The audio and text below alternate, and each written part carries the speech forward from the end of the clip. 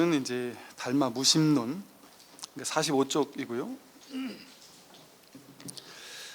제자가 화상에게 묻는다. 마음은 있습니까? 없습니까? 답한다. 마음은 있다 없다? 없다 이랬단 말이에요. 여기서 이제 마음 하면 우리가 이제 진여심과 생멸심이라고 할 수 있다고 했잖아요. 우리가 일반적으로 쓰는 이 분별심, 분별하는 마음, 그게 이제 우리 중생심이죠. 중생의 마음이죠. 근데 우리는 이 중생심, 분별심, 이게 마음인 걸로 알고 산단 말이에요. 그래서 이 분별심을 쓰면서 산단 말이에요. 이 분별심이 전부인 줄 알고, 그래서 이 분별하는 마음을 내 마음이다라고 알고 사는데, 분별하는 마음만 있는 게 아니란 말이에요.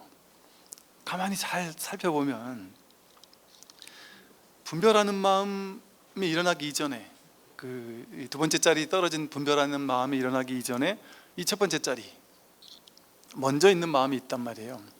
그 모든 이분별, 전분별이 전부 다 여기서 나오는 모든 분별의 출처, 이렇게 생각하고 저렇게 생각하고 판단 분별하는 그 마음이 나오는 자리가 먼저 있단 말이에요. 그거는 따로 있다 없다라는 어떤 걸로 말할 수가 없어요. 그래서 그걸 그냥 이름 붙여서, 어쩔 수 없이 이름만 붙인 거예요. 이름 붙여서 가명으로 무분별심이다, 본래 면목이다, 주인공이다, 뭐 참나다, 뭐 해탈 열반짜리다, 뭐 이런 식으로 말을 하고, 또 선에서는 이것을 마음 이래 불러요. 마음. 이게 이제 진짜 마음을 마음이라 부른단 말이죠. 진여심을 마음이라고 부르고, 도라고도 그러고 뭐 법이라고도 그러죠. 이렇게 마음 해서 우리 선에서는 마음을 깨달아야 한다 이렇게 얘기한단 말이에요. 그러니까 이제 사람들은 마음이 따로 있구나, 내가 지금 평소에 쓰고 있는 이 분별하는 마음 이거 말고 무분별심이라는 내 본래 마음이 따로 있구나, 그래가지고 그 본래 마음을 찾으려고 애를 써요. 사람들이 찾아 나선단 말이에요. 본래 마음 찾아서 참선도 하고 연불도 하고 독경도 하고 막 갖은 노력을 하면서 이 본래 마음을 찾으려고, 자기 본성 주인공을 찾으려고 길을 쓰고 노력을 한단 말이죠. 그런데 여기서도 마음은 있습니까 없습니까 했더니 진짜 자기 마음, 본래 마음 이게 있냐 물었단 말이에요. 그랬더니 마음은 없다 이랬어요. 신수 스님께서 5조 스님이 6조를 선발하는데 자기의 깨달음의 안목을 개성으로 가져와라 했더니, 가장 그 당시 5조 스님 제외하고 가장 어른이었던 신수 스님께서 마음을 갈고 닦아서 때가 묻지 않게 해가지고 마음을 깨달아야 한다 이렇게 했잖아요.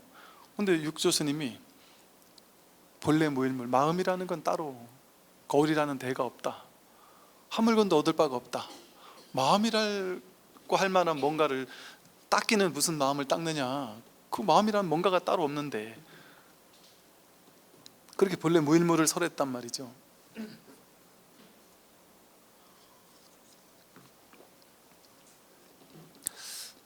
그래서 이 공부는 이제 파사현정이라는 말을 들어보셨을 거예요. 파사, 삿된 것을 깨뜨리면 현정, 바른 것이 드러난다 이거거든요. 그래서 불교에서는 바른 것을 드러내려고 애쓰고 노력할 필요가 없습니다. 왜냐하면 삿된 것만 깨뜨리면 본래 있는 게 바른 거거든요. 본래 있는 게 바른 거예요. 그 바른 게, 본래 있는 게 뭐냐?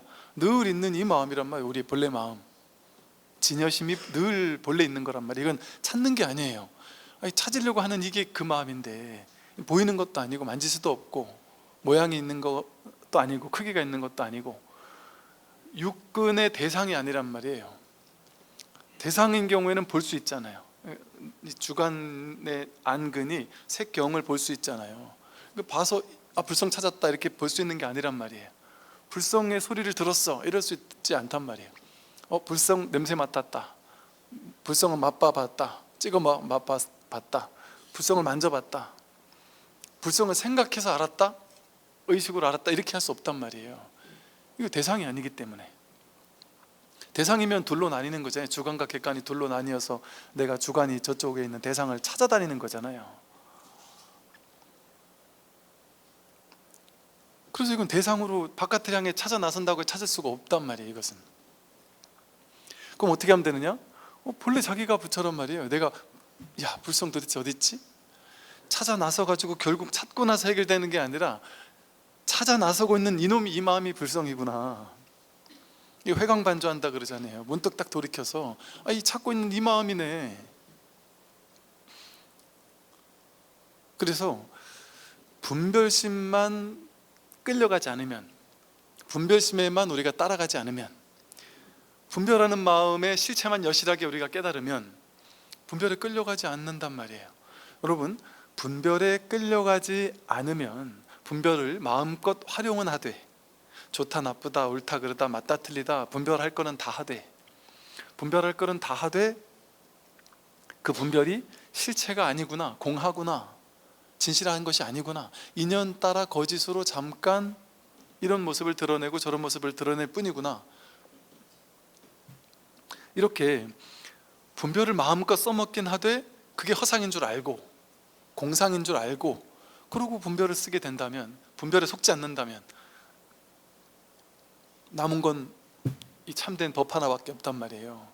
진여심이라고 하는 진짜 자기 본래 면목, 본래 마음밖에 없단 말이죠. 그래서 우리 공부는요, 우리의 이 불교 공부는 진리를 찾으려고 애쓰는 게 아니에요. 열반해탈을 찾으려고 애써가지고 그 애쓰는 노력의 결과 열반해탈을 얻었다, 이건 다 외도의 말이에요. 이거는 방편의 말이죠, 쉽게 말하면. 그렇게 해서는 찾을 수 없으니까. 이게 외도라는 말은 뭐 그렇게 삿대단 얘기가 아니라 도가 바른 길이죠. 바른 법이 도잖아요. 근데 도 외 바깥에 있는 얘기다 이 소리예요. 불이법이 진짜인데 이게 이법의 얘기는 외도인 거죠. 둘로 나뉘는 얘기는. 그런데 이제 이 법을 드러내기 위한 방편으로 쓸 때는 허용한다, 이런단 말이에요. 경전에서도. 그것이 외도가 아닌 이유는 방편으로서 법을 드러내기 위해서에 한해서 허용한다, 이런 식의 표현이 경전에 나와요. 그러면 쉽게 말해서 우리가 공부하는 건 뭐냐면요, 우리의 생각과는 다르게 우리는 열반, 해탈, 깨달음, 불성, 본래 면목, 진여, 본성, 이거 찾으려고 막 기를 쓰고 노력하잖아요. 이거 찾는 게 아니에요. 이 공부는, 이거는 늘 드러나 있는 거예요. 언제나 자기의 실제 상황이란 말이에요. 이거는 없어질 수가 없어요. 저에겐 없는데요? 그거라니까요.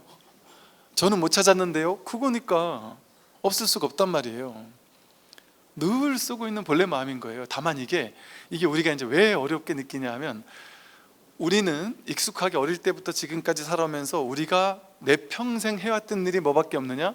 눈으로 세상을 보고, 귀로 소리를 듣고, 둘로 나눠가지고, 코로 냄새 맡고, 입으로 맛보고, 감촉 느끼고, 뜻으로 생각하고, 이 둘로 나누어 가지고 상대적으로 파악하는 거, 상대적으로 아는 거, 이것만 해왔단 말이에요. 분별하는 것만 해왔단 말이죠. 그러니까 이거 분별하지 않는 방식, 눈이 눈을 확인하는 방식, 자기가 자기를 확인하는 방식, 이거는 너무 낯선 거죠. 한 번도 해보지 못한 방식인 거예요. 지금 눈이 있잖아요. 자기 눈이 있잖아요.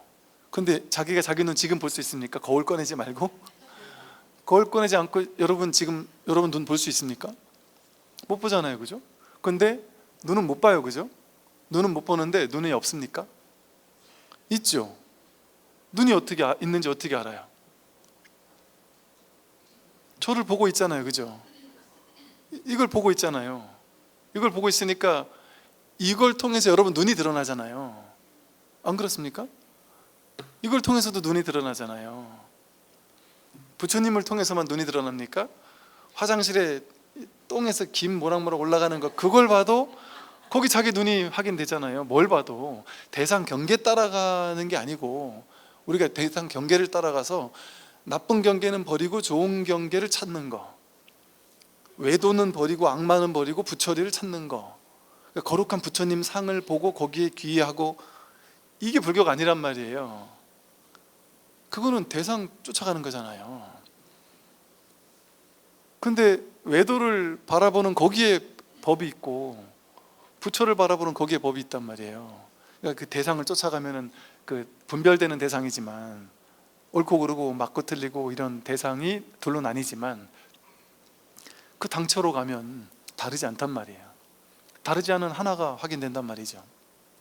그래서 이게 너무 낯선 방식인 거예요. 그래서 한 번도 가보지 못한 방식, 마치 이제 개미가, 우리가 2차원 뭐 3차원 이러잖아요.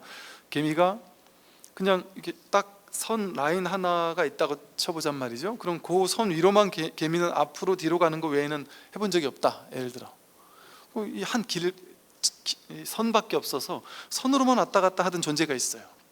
이 사람에게는 선이 내 인생 전부예요. 그러니까 선에 요렇게만 있는 게 전부인 것 같단 말이에요. 근데 3차원에 있는 사람은 얘가 이렇게 가는 게 보이잖아요. 그럼 얘를, 개미를 탁 달랑 들으면 이 개미의 세계에서는 뭐지? 사라졌다. 이게 뭐 초능력이 부렸나 보다. 이건 있을 수 없는 일이잖아요. 이건 도저히 불가능한 일이 벌어졌잖아요. 눈앞에서 벌어졌잖아요. 3차원에서는 그게 당연한 건데, 그게 너무 낯선 거죠. 이 개미 입장에서는. 그것처럼 우리에게는 맨날 분별하는 방식만 가지고 세상을 살아왔다 보니까 무분별지의 방식, 반야 지혜가 무분별지고 무분별심이란 말이에요. 이거는 익숙하지 않은 거예요. 그래서 이게 좀 낯선 거죠. 그러다 보니까 자기 업습을 깨야 된단 말이에요. 자기 고정관념, 고정된 견해, 이걸 깨뜨려야 된단 말이에요. 파사, 삿된 걸 깨뜨려야 된단 말이죠. 분별을 깨뜨려야 된단 말이죠. 그러면 본래 바른 것은 원래 드러나 있었구나, 이게 확인된단 말이죠. 그래서 이것은, 이 법을 확인하는 것은 심지법안이라는 말을 써요. 마음, 이 땅과도 같은 마음 땅, 이 우리의 본래 마음을 확인할 수 있는, 법을 확인할 수 있는 안목이 자기에게, 누구에게나 본래 갖춰져 있다. 그 눈으로 보는 거다. 그래서 뭐 해안이니 법안이니 불안이니 이런 말을 쓰는 게, 육안으로는 분별하는 것밖에 못 본단 말이에요. 근데 불안이 따로 있는 게 아니란 말이에요. 불안이 따로 있는 게 아니라 분별로 보려고 하면 그건 육안이고, 분별 너머에서, 분별 이전에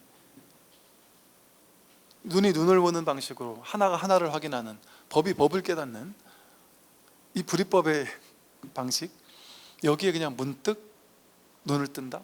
문득 아하, 이거라고? 이걸 어떻게 알 수가 있지 우리가?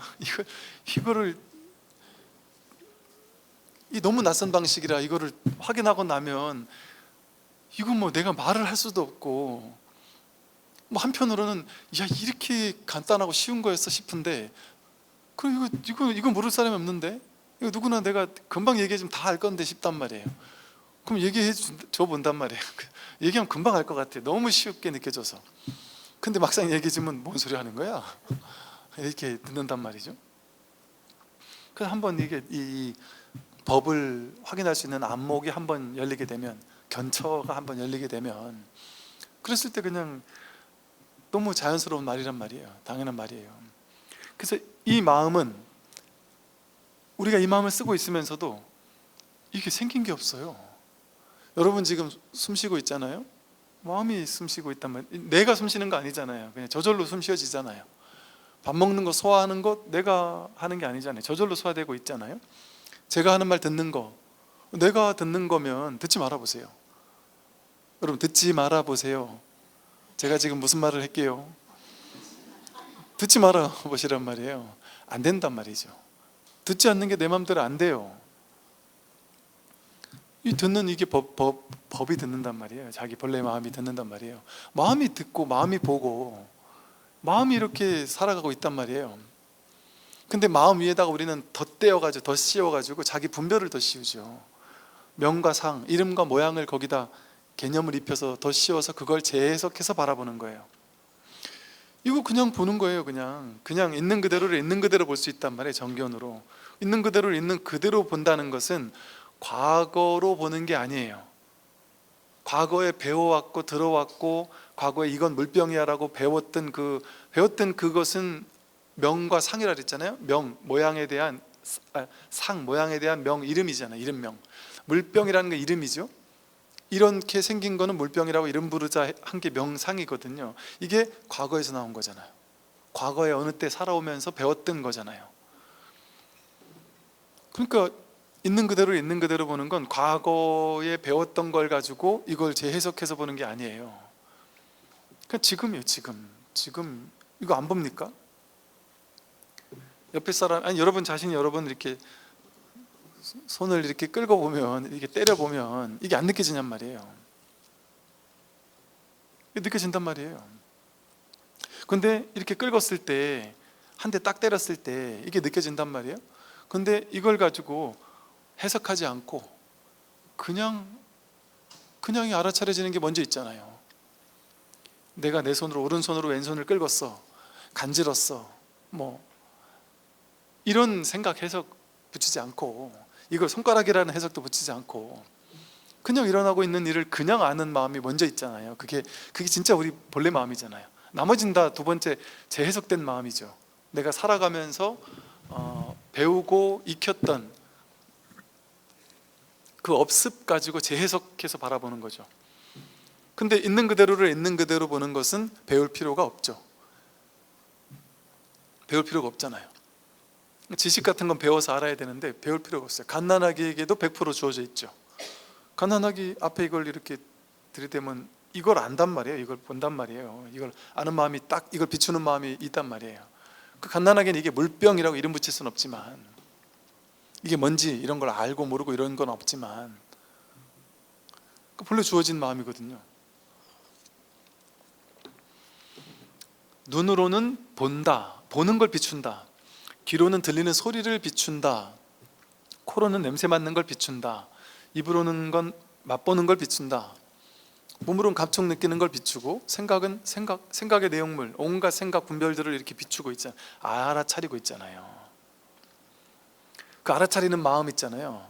그게 이렇게 일어나고 있다는, 비춰지고 있다는 걸 아는 마음, 그 마음은 하나란 말이에요. 보는 걸 비추는 마음과 듣는 걸 비추는 마음, 이 마음 하나가 보고 마음 하나가 듣고 냄새 맡고 맛보고 감촉 느끼고 생각하고, 이 마음 하나가 하는 거예요. 이거는 따로따로 나눠져 있는 게 아니란 말이에요. 마음 하나가 모든 걸 그냥 이렇게 비춰내고 있단 말이죠.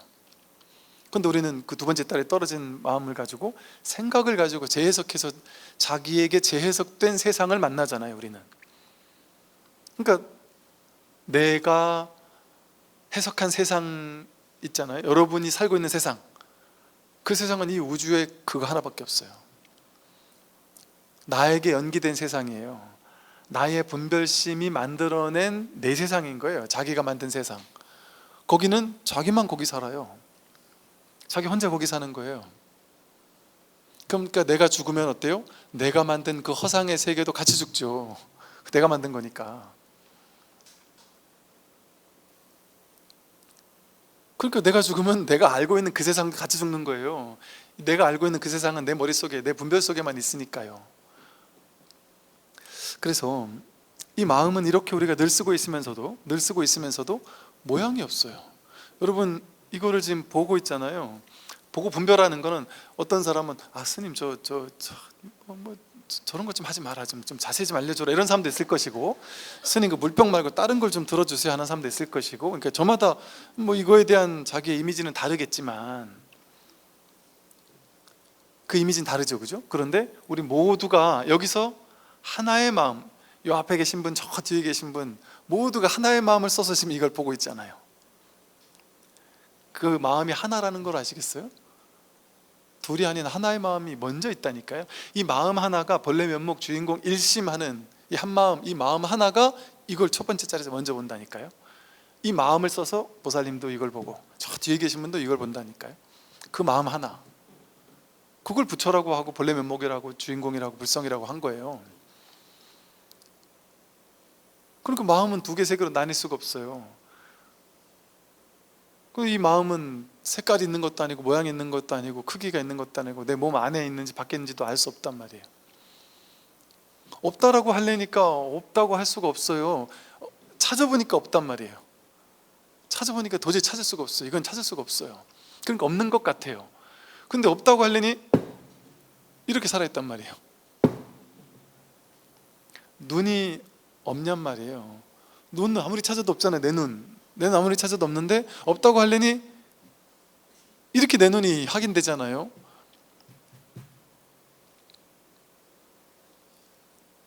그래서 이 마음이 진짜 마음인 거예요. 근데 이 마음은 모양도 크기도 어떻게 찾을 수가 없다 보니까 없다라고 해도 안 맞고, 그렇다고 있다라고 하려니 그 있다라고 하는 것도 또 맞지 않단 말이에요.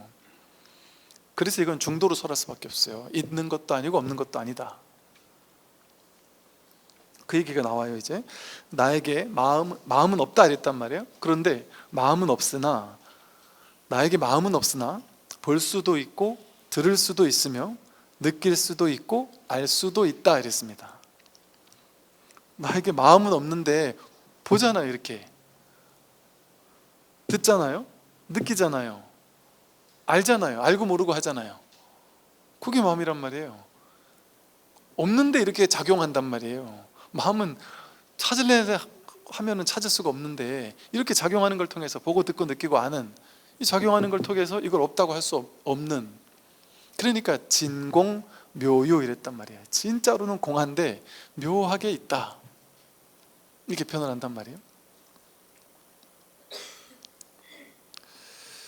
스님께서 마음이 전혀 없다고 말씀하셨으니 그렇다면 죄도 없고 복도 없어야 할 것입니다.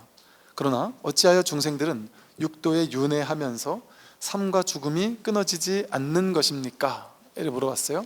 그때 이제 답을 합니다.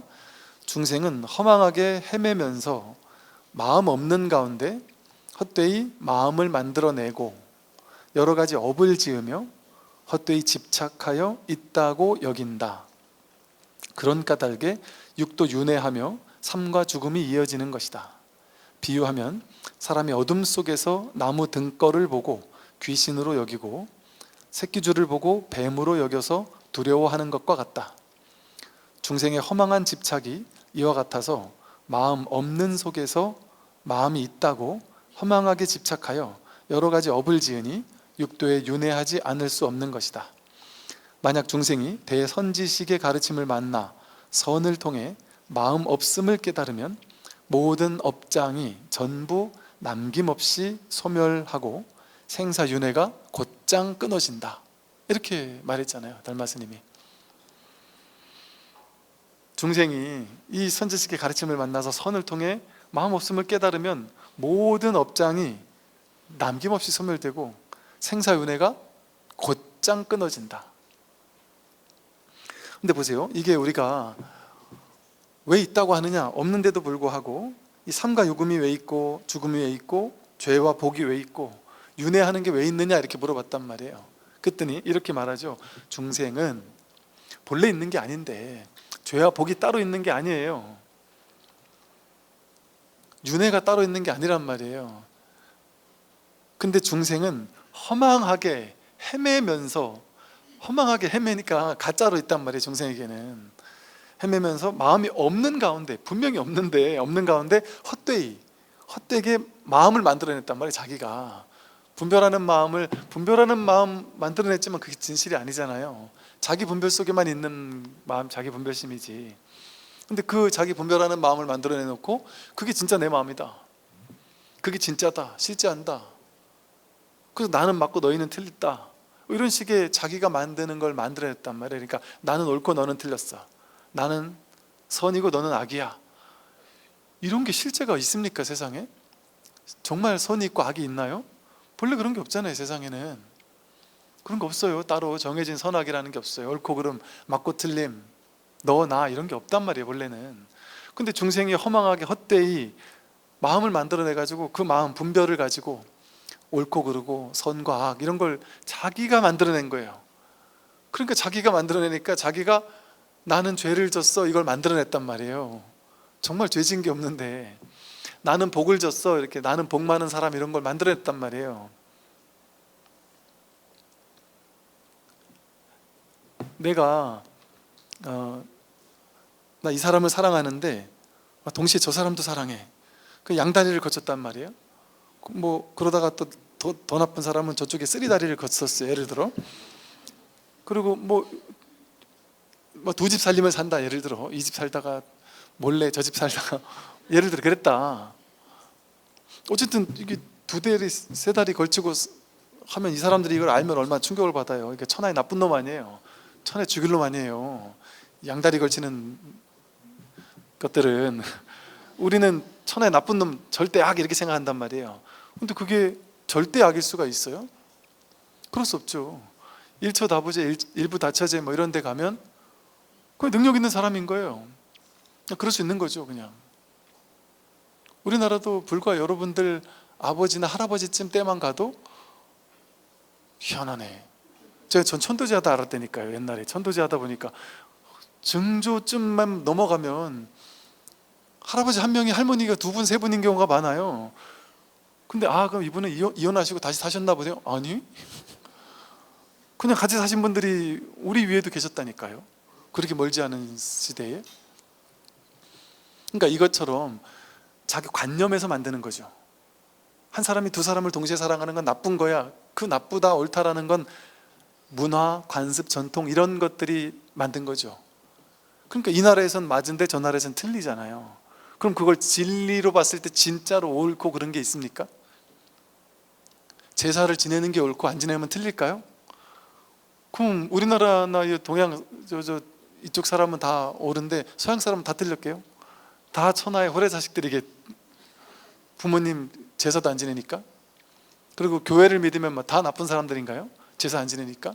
근데 여러분 인도나 중국의 옛날에는요 이 제사라는 게 제식주의라 해서요 어마무시하게 중요했다고 생각했어요. 옛날 사람들은 지금보다 훨씬 심했어요. 이 제식주의라는 건 완전 무시무시해서요 국가가 잘못될 때 제사를 성대하게 치르면 국가에 대운이 들어온다 생각하고 인도에서도 그랬어요. 어마어마하게 크게 제사를 지내면 모든 일은 다 잘 풀린다 이랬단 말이에요. 그리고 그 제사를 지낼 때는 짐승들을 막 잡아다가 살아있는 짐승들의 피를 이렇게 막 내야 되고 막 이런 게 있었단 말이에요.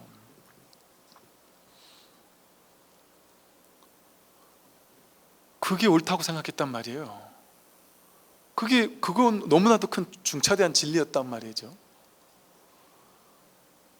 그때는 그게 진리였어요. 근데 제사 전혀 지내지 않고도 문제없이 사는 사람들 많잖아요. 그 사람들 입장에서 이해가 안 되겠죠. 제사를 안 지내는데 어떻게 저렇게 살 수가 있지? 그러겠죠. 그럼 제사 지내는 게 선인지 악인지 옳은 건지 그런 것인지 그렇게 정해진 실체가 있습니까? 뭐 여러 가지 비유들을 할 수 있지만 근원으로 봤을 때 뭐가 옳다 뭐가 틀리다 이걸 정해서 할 수 있냔 말이에요. 거짓말하는 건 나쁘다 좋다 정할 수 있냔 말이에요. 살도 운망주 5계를 설하고 나서 스님들이 5계를 잘 지켜야만 되는 게 아니다 이런단 말이에요. 다른 종교는 딱 5계 10계를 설해주고 나면 지켜라 이렇게 얘기하고 끝납니다. 왜? 절대적으로 옳은 거니까. 왜? 옳고 그름이 명백하니까. 보통 다른 종교 사상 철학에서는 이건 옳고 저건 틀린 거. 왜? 이분법으로 나눠가지고 이건 옳고 저건 틀렸어. 옳은 건 실천하고 틀린 건 하지 마 이렇게 딱 정해준단 말이에요. 신이 성자가 정해줘요. 그럼 중생들은 모르니까 그냥 따라야 되는 거예요. 신이나 어떤 성자나 누가 정해준 그걸 그냥 우리는 따르는 것밖에 할 수 없단 말이죠. 근데 불교는 그런 게 아니에요. 정해져 놓고 이게 절대선이야 이렇게 얘기하는 게 하나도 없단 말이에요. 불교에는 심지어 5계를 지키라고 해놓고도 5계도 잘 지킬 줄도 알아야 되는데 잘 범할 줄도 알아야 된다 그런단 말이에요. 즉 지혜롭게 인연 따라 지킬 줄도 알고 인연 따라 범할 줄도 아는 게 지혜예요. 맹목적으로 죽어도 안 된다고 하는 게 지혜가 아니란 말이에요. 우리 군에서는 살도 음망주 이렇게 5가지에서 장병들이 살도 음망 막 그렇다 치는데 주는 이건 안 되겠는데요 이런 친구들이 많아요. 병사들이. 그래서 수계를 해야 되는데 저는 휴가 나가 술을 먹어야 돼서 수계를 못 받겠습니다 이런 친구들이 많단 말이에요. 그래서 국군 법요집에는 술에 취하지 말라 이렇게 나와 있어요. 그게 또 틀린 말이 아니잖아요. 술을 먹는다고 무조건 절대 악이 되냔 말이에요. 그 말이 안 되잖아요. 어떻게 술을 먹는다고 절대 악이 될 수가 있어요, 사람이. 이렇게 그 무엇을 절대선 절대악이라고 말할 수가 없는 측면이 분명히 있잖아요. 근데 이건 옳다 틀리다라는 그 모든 것들이 사람들의 중생심에서 나왔잖아요. 분별심에서 나왔잖아요. 사실 인연 따라 옳은 것이 그럴 수도 있고 그른 것이 옳을 수도 있는데, 그게 부처님 연기법이거든요. 옳다 그러다 딱 정할 수 없다. 그런데 부처님 연기법이 아닌 이 세상의 모든 사상, 철학, 종교에서 뭐라 그래요? 아니, 신께서 말한 거야, 무조건 맞아. 문자주의, 문자 그대로 진실이야. 성전은 문자 그대로 하나도 빠짐없이 진실이야, 이렇게 얘기할 수 있단 말이에요. 근데 지금에 와서 종교학자들이 그런다고요. 옛날에 문자주의, 문자 그대로 이게 진리라고 생각한 것은 수준 낮았던 시대에 수준 낮았던 사람들이 오해한 거고 잘못 생각한 거다, 이렇게 얘기하는 분들이 요즘엔 많아졌죠. 그러니까 하나님이 이스라엘을 나올 때 막 짐승들도 그렇고 사람들도 그렇고 막 첫째를 막 죽이고 막 하나님의 권능으로 막 이렇게 죽여주기도 하고 막 이러는 걸 보고서, 봐라, 하나님은 우리 선택받은 민족을 위해서 다른 종족들에게 죽이기도 하고 이런 포악한 하나님이라고 해석했단 말이에요. 그러니까 종교전쟁이 막 일어난단 말이에요. 문자 그대로 해석을 하니까. 진리를, 왜? 진리만 절대 진리, 이게 진리가 절대 진리가 돼버리면, 상대 진리가 아니라 절대 진리가 돼버리면 이 진리가 아닌 건 죽여도 되죠. 왜? 그건 절대 악이니까. 그럼 종교가, 우리 종교만 절대 진리가 되면 다른 종교는 죽여도 되는 게 돼버려요. 교리적으로 원래 그렇잖아요. 근데 불교에서는 종교 전쟁이 일어날 수가 없는 입장인 것이 상대적인 진실이에요. 불교에서 말하는 모든 것은 내세우고 주장하는 바 절대 진리가 없단 말이에요. 불교는, 불교 교리는 그럴 만한 게 없다라는 것을 계속 설명하고 있는 가르침이에요. 그걸 그냥 교리라고 해서 우리가 공부하는 것뿐이지. 그러니까 그 모든 옳다 그러다고 하는 그 모든 생각, 마음, 그게 중생이 자기 분별심, 임시로 일어난 분별인데 그걸 실제라고 여기고, 임시로 선악이 만들어질 뿐인데 선도 실제 있다고 여기고 악도 실제 있다고 여겨요. 악을 저지르고 나면 나는 죄인이야, 이렇게 죄를 뒤집어 쓰고요. 선을 저지르고 나면 나는 복 받을 사람이 하고, 자기가 복 받을 사람, 죄인을 자기가 만들어 놨잖아요. 자기 생각이 만들어 놓은 거 아니에요? 어느 나라에서는 남자 두세 명 사귀어도 죄가 안 된다니까요. 두세 명 사귀는데 나는 복 있는 사람이에요. 이 두세 명을 내가 거느리면서 먹여 살리게 해주니까 내가 얼마나 복이 많은, 내가 복을 짓는 사람이에요. 이렇게 그럴 수 있잖아요. 이게 죄라는 생각을 못 한단 말이에요. 그런데 자기 생각이, 두 명, 세 명을 사귀는 거는 죄인이야, 이런 생각을 가지면, 나는 천하의 파렴치한 바람둥이고 죽일 놈이야, 나는 죽으면 지옥 갈 거야, 그렇게 해석하죠, 사람이. 그죠? 사람이 그렇게 해석하잖아요. 그럼 물건이 여기 있다가 이렇게 자리 이동을 했어요. 이거를 어떻게 해석하느냐에 따라서, 그냥 이건 있는 그대로 보면 어때요? 인연 따라, 인연이 여기 있을 인연이었다가 이 인연이 이렇게, 인연이 바뀐 거잖아요. 그죠? 선악이 아니에요. 그냥 인연이 바뀐 거예요. 근데 이것을 분별로 해석하면 도둑놈이 귀한 걸 훔쳐갔다, 이렇게 생각할 수도 있는 거예요. 어떤 이렇게 사업을 하시는 분들 얘기가, 이게 미쳐버리겠다는 거예요. 왜 그러냐 했더니, 스님, 제가 이 멀쩡한 내가 이제 사업을 하면 이익을 남겨야 되잖아요. 근데 뭐 예를 들어 이런 식인 거예요. 이익을 남기는데, 이 큰 사업을 따내가지고 이익을 남길 때, 예를 들어 1,000만 원을 남기면 나는 훌륭한 사람이고 2,000만 원을 남기면 사기꾼이라는 거예요. 근데 그 경계가 모호하다는 거예요. 그게 도대체 내가 얼마를 남겨야 되는지. 그리고 또 어떤 사람은 2,000만 원 정도를 남겼는데도 불구하고 아주 탁월한 그 재능이 있는 사람이라서 그 사람은 2,000만 원 남겨도 되는 사람이 있고, 이 사람은 그보다 더 적게 남겼는데도 사기꾼이 되는 수도 있다는 거예요. 여러분, 그 사람이 예술가 내지는 뭐 전문가라는 타이틀을 세계적인 건축가 뭐 이런 타이틀을 가지게 되면 과도하게 남겨도 욕을 안 먹는 거죠. 왜? 전문가가 디자인했으니까. 그런데 그 디자인을 할 게 별게 없을 수도 있단 말이에요. 그러니까 요즘 디자인 보면 그러잖아요. 이거를 이렇게 비싼 돈 주고 했다고 싶을 정도로 나도 하겠는데 싶은 게 있단 말이에요. 요즘 디자인을 한 거 보면, 인테리어 한 걸 보면 그냥 하얗고 깔끔하고 아무것도 없어요. 근데 그게 엄청 비싼 인테리어인 게 있어요. 이거 나도 하겠는데 싶은. 근데 이게 전문가가 하면 그게 사기가 아닌데, 이게 비전문가가 하면, 자격증 없는 사람이 하면 이게 사기가 된단 말이에요.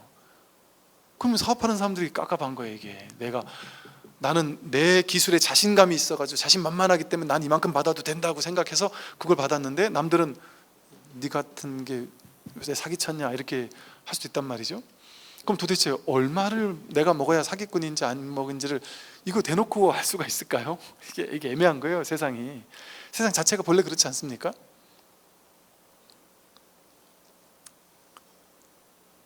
그런 게 있단 말이에요. 그러니까 이게 알 수가 없어요. 이 세상에서의 옳고 그름, 맞고 틀림 이런 것이 정말 정해졌는지를 알 수 없습니다. 그러면 여러분 예를 들어 절에 와서 이렇게 법문 공부하잖아요. 여러분 생각에는 이 법을 모르는, 이 법 공부를 모르는 정말 이 세상에 80억 인구 가운데 그 나머지 대부분의 99%의 이 공부를 모르는 사람들은 진짜 측은하고 불쌍하고 안쓰럽다. 근데 내가 이걸 가르쳐 주려고 해도 나를 이상하게 보는 저 사람들은 진짜 불쌍한 사람들이다, 어쩔 수가 없다 이러면서 참 안쓰럽다 싶잖아요. 우리가 보기엔 그럴 수도 있단 말이에요. 근데 거꾸로 그쪽에 다른 종교나 이런 데서 우리를 보면 뭐랄까요? 이 불교 방송 법당에서 우르르 빠져나가는 여러분을 보고 길을 지나가던 혹실한 타종교 신자분들이 쳐다보면 뭐라 그럴까요? 불쌍해서 눈물이 나지 않을까요? 저 어리석은 중생들 저 지옥에서 나오는구나 하면서. 옛날에 제가 기독교 서점에 가서 책을 몇 권 사가지고 나오는데, 그 주인분의 그 측은한 눈동자와 그 20대 그 젊고 쌩쌩한 젊은 스님이 왜 이랬는지 막 깝깝하다는 표정으로 한참을, 개선도 안 하고 한참을 쳐다보더니 왜 이러셨어요? 왜 이러셨어요? 이러더라고요. 그러면서 혹시나 제가 책을 드리면 꼭 읽겠다라는 얘기를 해주시면 제가 공짜로 책을 좀 드려도 될까요? 그래서 책 주시면 잘 받아 읽어보겠습니다. 책을 3권이나 주시더라고요. 저를 구제하려고, 저를 지옥에서 건져내려고 이런단 말이에요. 그러면 뭐가 옳은 거예요? 어디 있는 게 옳은 거냔 말이에요. 사람들 견해 속에서 나오잖아요. 그게 사람들 생각 속에서 나오는 거잖아요. 여기서는 선이라고 하는데 저기서는 악일 수가 있는 게 얼마나 많아요, 세상에는. 근데 우리는 선이라고 생각하면서, 여러분 그 외도 사이비에 빠져가지고 평생을 거기에 막 노동하면서, 심지어 노동만 하는 게 아니라 돈 벌어주는 것뿐만 아니라 평생을 거기서 막 돈 벌어주고 이러면서 그것도 모자라서 뺨 맞아가면서 거기 있는 공동체 가족들한테 서로를 막 부모를 뺨 때리라고 막, 이게 여러분 영화에만 나오는 게 아니라 실제 그런 일이 있었던 거를 영화로 만든 거예요. 그런 단체들이 있었고 진행형으로 있다니까요. 그런 말도 안 되는 그런 단체들이 있다니까요. 그런데 거기서 이분만이 최고의 메시아라고 생각하면서 그분을 죽을 때까지 믿고 있다가 그분이 우리 다 같이 천국 가자 해서 다 같이 죽자 하면 감사합니다 하면서, 근데 우리 사업에 이만큼 기여한 사람들, 돈 이만큼 벌어온 사람들은 나와 함께 저 천국으로 갈 수 있는데 나머지는 못 가. 그럼 나머지는 다 저쪽에 몰아넣고 너희들은 못 가니까 올 생각도 하지 마 이러고 딱 몰아넣고 요 사람들만 데리고 집단 자살했단 말이에요. 그런데 저쪽에 있는 사람들이 울고불고 여기 못 끼는 것을 울고불고 하면서, 내가 그 세계 못 가는 것을 너무 서러워하면서 내 평생 소원을 저 사람들은 이루고 우리는 못 이루는구나 하면서 괴로워했다니까요. 그럼 여기서 죽는 사람들은 마음속으로 어떠고 죽었을까요? 나는 최고의 선이구나, 절대선, 절대 어떤 신께 가는구나, 이런 마음으로 죽을 때까지 그러고 그렇게만 생각했을 거 아니에요. 이게 좀 극단적인 비유를 들었지만 이 세상의 모든 옳고 그름, 선, 악이라는 것 자체가 집단적인 견해에서 나오는 거잖아요. 이런 것을 옳다고 믿는 집단에서는 그게 옳은 거예요. 저게 옳다고 믿는 집단에서는 그게 옳은 것이고. 그런데 그 외도 사이비가 옳다고 믿는 사람은 그게 절대선이라고 믿고 자기는 죽을 때까지 절대선, 복 짓는다고 생각하고 살았을 거 아니에요? 그리고 심지어 그 사람들이 위에 분께서, 높으신 분께서 야, 저 사람들 데려다 놓고 이 사람들 도망가니까 붙잡아다가 데려다 놓고 못 도망가게 패 이러면은 자기는 신의 일을 한다고 생각하면서, 거룩한 일을 한다고 생각하면서 막 팼을 거 아니에요. 우리가 봤을 때 나쁜 짓을 한 거, 어리석은 짓을 했잖아요. 근데 본인은 그런 생각 하겠습니까? 정의로운 일, 신께 가까이 가는 일을 했다고 생각하고. 옛날 종교전쟁에 들어간 사람도 마찬가지잖아요. 종교전쟁에서 막 많이 죽이면 죽일수록 나는 하나님께 더 가까이 가겠지 하고 복을 지었다고 생각하고 죄를 졌을 거 아니에요, 그 사람들은. 그러니까 복이 정말 복이 맞습니까? 죄가 정말 죄가 맞습니까? 절대적인 선, 절대적인 악, 절대적인 복, 절대적인 죄가 정해져 있을까요? 정해져 있지 않단 말이에요. 자기 한 생각 분별해서 나오잖아요. 왜 내가 이 사이비를 믿을 것이냐 안 믿을 것이냐 내 선택이잖아요. 그 옳다 그러다 맞다 틀리다 하는 그 모든 것이 복과 죄라는 게 내 선택에서 나온다니까요. 자기 분별에서 나오잖아요. 자기 마음에서 나오지 않아요? 죄가 따로 있고 선이 따로 있는 게 아니라 자기 마음에서 나온다니까요.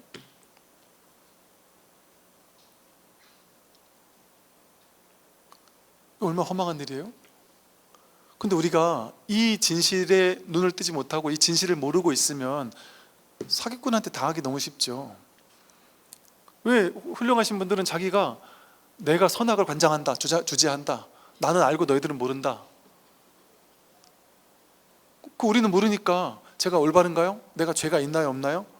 죄를 사해 주세요. 그러면 오케이, 네, 너 사해 준다. 이러면 감사합니다 하고 눈물 흘리고, 나는 그거 할 능력이 없는 사람이다.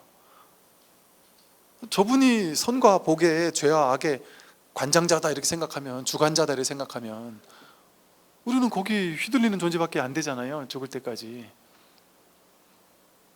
그러면서 막 전 재산 갖다 바치고 이럴 수도 있단 말이죠. 좀 극단적인 비유를 들었지만 이게 어리석음인 거예요. 선악이 정해져 있다라고 생각하는 거, 그리고 선악이 어떤 게 선이고 어떤 게 악인지를 나는 모르는데 그 성인들은 알 거야. 그게 여러분 노자만 봐도 이게 절대적으로 옳은 게 정해져 있다고 생각하고 성인은 이걸, 여러분 공자만 해도 사람들은 선악을 모른다. 그거는 성인만이 안다. 그래서 성인은 선과 악, 옳고 그름을 딱 판별해 주는 사람이다. 이거 해라 저거 하지 말아라고 판별해 주는 사람이 성인이고, 사람들은 열심히 그 성인의 말을 배워가지고 하기 쉽지 해서 배우고 익숙하게 만들어가지고 그걸 뒤따르는 사람이다. 그렇게 얘기했단 말이에요, 공자도. 근데 노자는 그런 거 아니다라고 과감하게 쳤단 말이죠. 불교에서도 그렇고. 그것이 성인이 아니란 말이죠.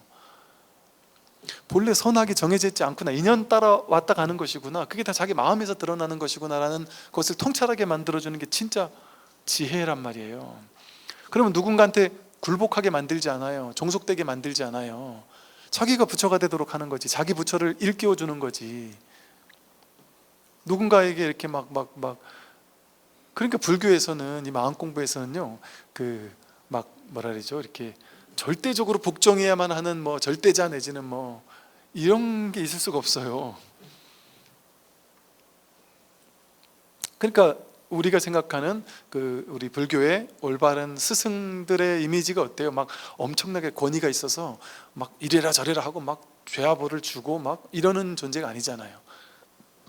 우리 한편으로 우리 마음속에 그런 게 있지 않아요? 큰 스님 하면 그냥 오히려 할아버지인데도 천진난만하게 애들하고 같이 뛰어놀 줄 알고 그냥 이런 스님들을 큰 스님이라고 생각하는 측면도 있잖아요. 물론 또 당신 성격 따라 다를 수도 있겠지만, 그게 그렇게 막 옳다 그르다 선악을 막 간장해주고 이러는 게 도인이라고 생각하지 않는단 말이에요. 즉 다시 말하면 본래 선악이 없는데 선악이 있다라고 여기고 이걸 선이라고 취하고 저건 악이라고 버리는 그걸 마음이라고 생각하는 거예요. 그 취사간택하는 그걸 마음이라고 여기는 거예요. 그거는 허망한 망상을 쥐는 건데, 그는 자기가 만드는 허망한 망상, 거짓을 진실이라고 착각하면서 이거는 복이고 이건 죄야, 난 죄를 저질렀으니까 죽어야 돼, 자기가 만든 거잖아요.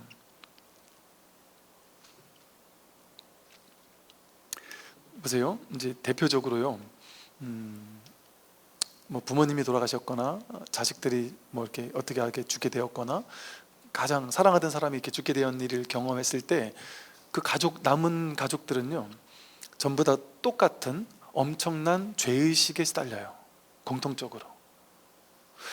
대놓고 내가 잘못한 게 아님에도 불구하고 내가 그때 그러지만 않았어도, 예를 들어 내가 뭐 아빠 나 뭐 먹고 싶어 했는데 아빠가 그 사러 가다가 교통사고 나셨다든지, 예를 들어, 그러면 이게 내 잘못이라고 생각해요.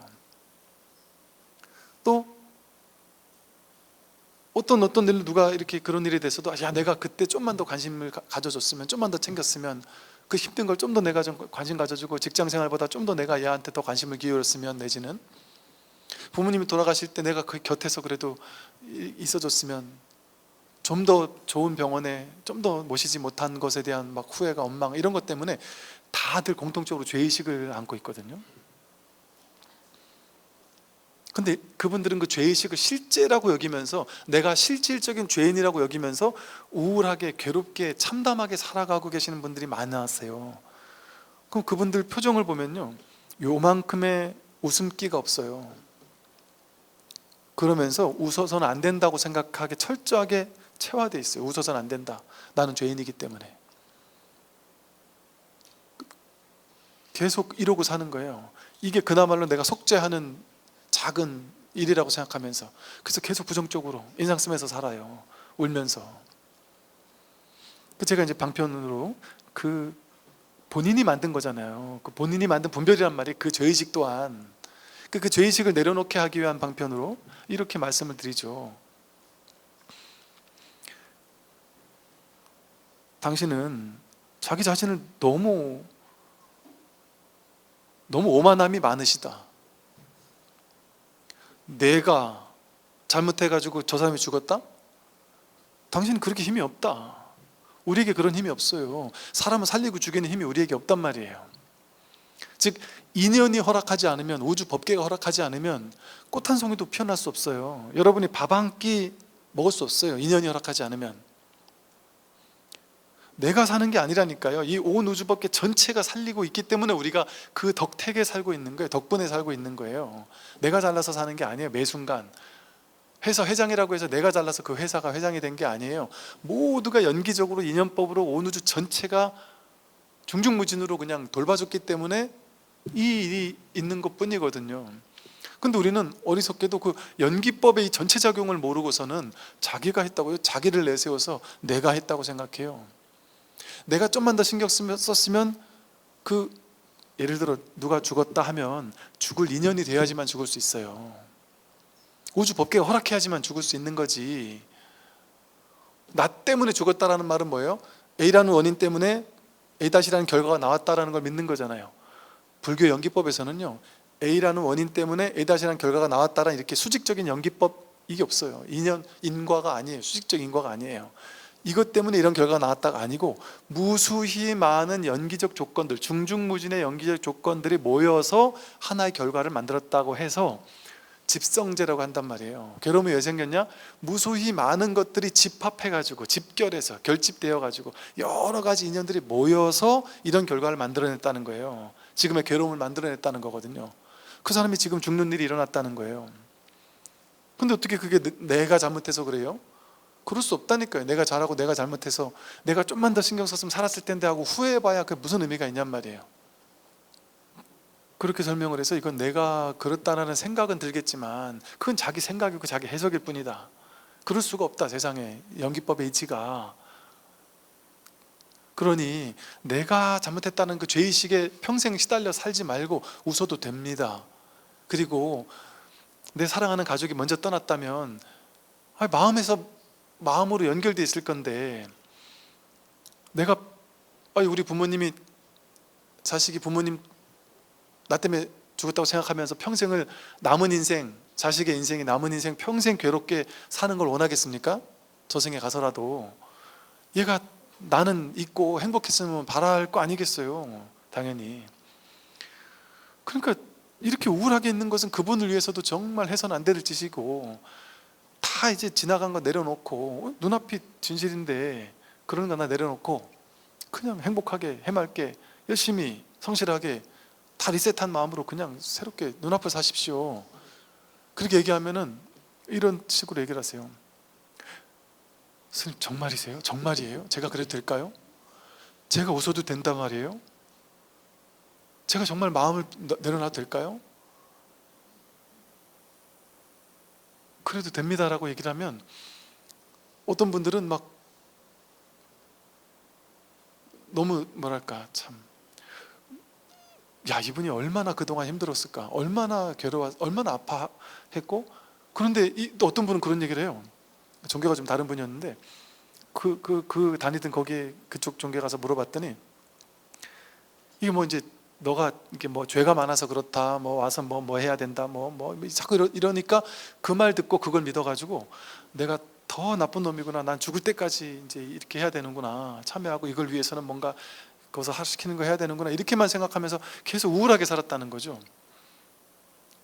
근데 이런 말을 듣고서 자꾸 몇 번이고 정말이에요, 정말이에요. 도대체 어디서 뭔 소리를 들었길래 자꾸 그래 부르시냐 그랬더니 그 얘기를 하더란 말이죠. 그러니까 보세요, 우리는 그것을 믿기로 작정을 하게 되면 죽을 때까지 괴롭게 살아야 돼요. 근데 상식적으로 말이 됩니까? 이게 업보의 법칙이잖아요. 내가 지금 우울하게 살면, 죄의식에 사로잡혀 살면 그런 우울하고 그런 인생이 앞에 펼쳐질 수밖에 없어요. 그런 인생을 살으라고 하는 게 어디 있냔 말이에요. 그런 진리가 어디 있냔 말이에요. 그래서 불교에서도 죄의식을 참회하라고 하고, 죄의식은 그런 거 본래 없다, 죄무사성 정신기, 죄라는 건 마음 따라 일어나는 거라, 죄망 신멸 양구공, 뭐 시증명이 진첨해, 이런 말 있잖아요. 죄라는 건 마음에서 일어나는 거라서 자기 마음이 멸하면 죄도 멸한다, 이렇게 얘기한단 말이에요. 죄라는 게 본래 없기 때문에, 자기 마음이 만들어낸 거기 때문에. 복도 마찬가지예요. 나는 복이 많아, 나는 죄가 많아, 이게 자기 생각이고 해석이고 판단이잖아요. 그러니까 그 생각을 믿으면, 그 마음을 믿으면 나는 복이나 죄가 실제 있다고 생각해요. 그 자기 분별인 줄 모르고. 그리고 평생을 죄인으로 살아요. 평생을 자기는 복 많은 사람이라고 여기면서 복 없는 사람을 무시하며 살아요. 그거는 허망한 가짜의 마음을 진짜인 줄 착각하고 사는 거란 말이에요.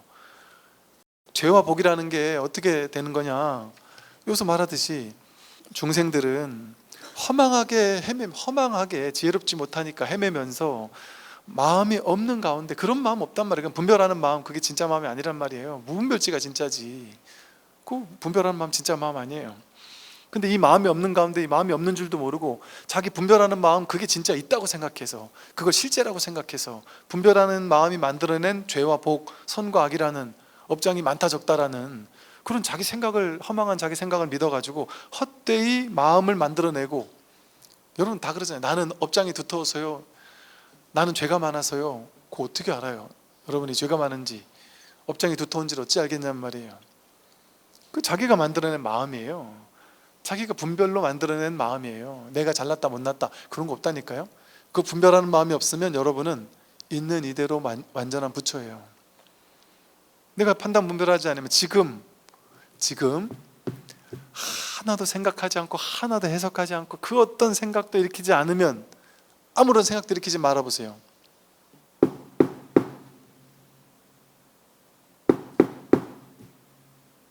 그 이거예요. 이게 선입니까 악입니까? 아니잖아요.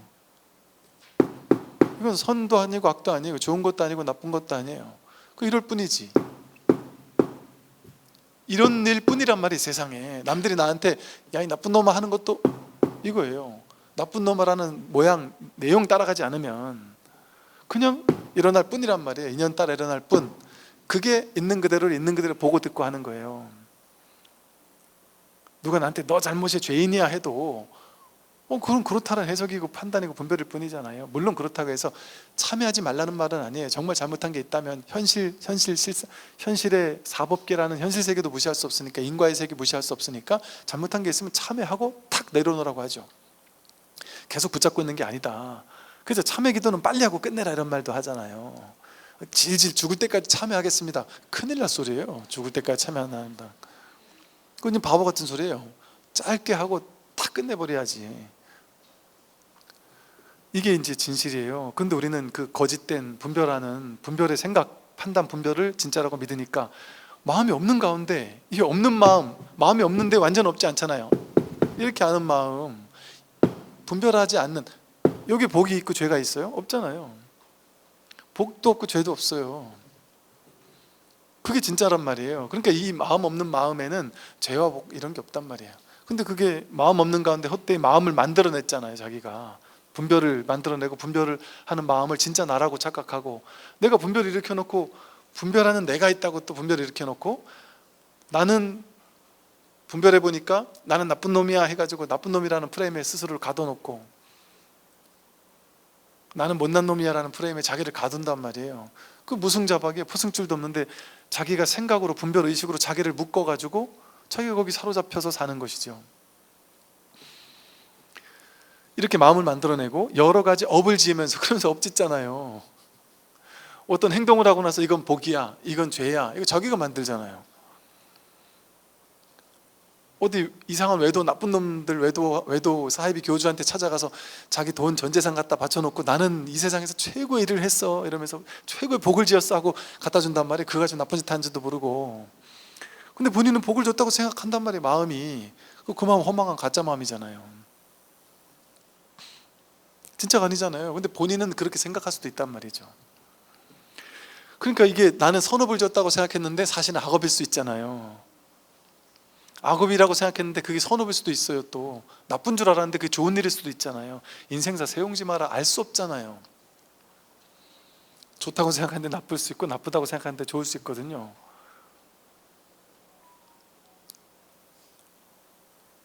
이게 진실이거든요. 그래서 사실은 업이라는 것도 그 분별에서 나와요. 그러니까 왜 똑같은 업을 지었는데 이 나라에서는 복인데 저 나라에서는 악인 경우가 있죠. 명계소문이 우리나라에서는 훌륭한 장군인데 이거 죽은 사람들은 그 가족들은 어떻겠어요? 천하에 죽일 놈 아니에요. 그 집단적으로 무슨 30만 명인가 어마어마한 장정들을 죽였단 말이에요. 그것도 군인들이 얼마나 젊고 피가 끓는 장정들이었겠어요. 그 자식들을 잃은 부모님들 서름을 생각하면 얼마나 가슴 아픈 거란 말이에요. 다른 측면에서 보면. 그래서 이렇게 업이라는 것은 내가 윤리 기준이 되는 판단 분별을 이 기준에 두냐 저 기준에 따라서 여기선 악이고 저기선 복이고 그럴 수도 있다니까요.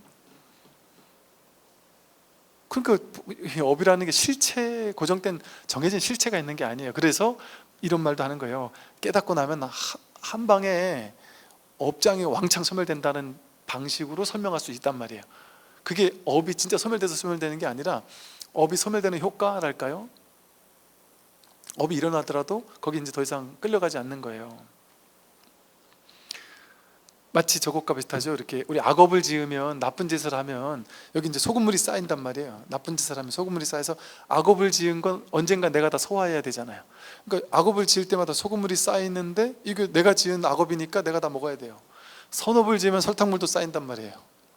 달콤한 것도 먹어야 되고 소금물, 먹기 싫은 소금물도 먹어야 되는데 악업을 잔뜩 줘놓고 소금물을 나중에 받을 때 막 다 먹으려면 얼마나 짜서 막 짜증스럽겠어요? 근데 내가 내 그릇을 딱 키워가지고 큰 냄비에다가 소금을 다 넣고 김치랑 양념 막 야채 넣고 끓여가지고 배고플 때마다 나눠서 먹으면 소금물을 먹긴 다 먹었단 말이에요. 먹긴 먹었는데 고통스럽게 먹지 않았죠. 이럴 수 있다니까요. 그럼 이게 업장 소멸된 거예요? 안 된 거예요? 명확히 말하면 된 건 아니죠. 왜냐하면 업장을 내가 다 받았으니까. 소금물을 먹긴 먹었잖아요. 그런데 나쁘게 먹지 않고 좋게 먹은 거죠. 그죠? 그러니까 이게 한 번 업을 지은 건 어디로 도망쳐도 없어지지 않는다. 무조건 다 봐야 된다, 다 받아야만 된다라는 소리예요. 한 번 지은 업은 무조건 받아야만 소멸하지 중간에 업장 소멸되는 일이 없다, 이런 말 있잖아요, 경전에. 그게 이 소리예요. 받긴 받아요. 근데 다르게 받을 수 있어요. 그걸 업보라고 할 때 보자가 다르게 익어간다는 뜻이에요. 업이라는 건 다르게 익어가요. 그래서 과거에 아무리 나쁜 업을 졌어도 그건 신경 쓰지 말라는 거예요. 이 공부는 눈앞에서 지금 내가 바뀌면 업을 다르게 받을 수 있다니까요. 옛날에 악업을 많이 진 게 있는데 그걸 이렇게 맛있게 받아 먹을 수 있다니까요. 그게 부처님께서 말씀하신 소금물의 비유예요. 그 유명한 소금물의 비유예요. 그러니까 업장소멸이 되는 게 아니라 엄밀히 말하면 업장소멸의 효과를 볼 수 있는 거죠.